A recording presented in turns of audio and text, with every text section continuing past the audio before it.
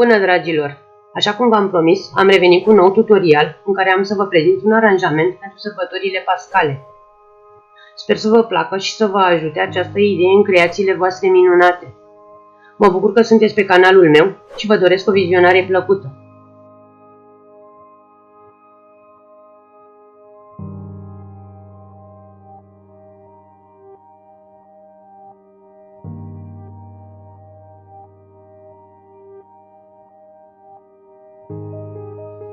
Am să încep cu realizarea unei găinușe, pentru care folosesc o mânușă cu foasă, vatelină, acuață, ochi cumpărați, o semânță de dovleac și puțin material roșu pentru a realiza creasa și mărgeluțele.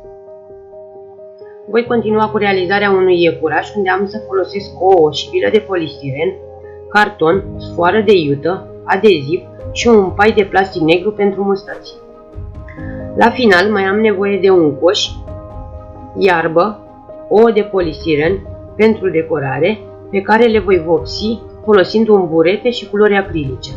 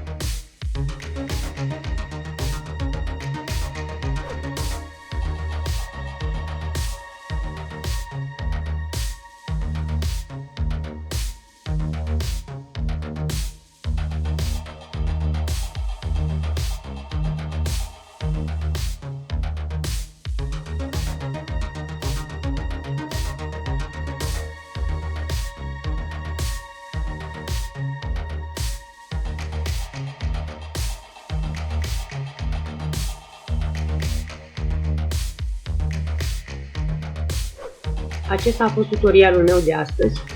Dacă v-a plăcut, nu uitați să dați un like și să vă abonați. Aștept părerile voastre în secțiunea de comentarii. Vă pup!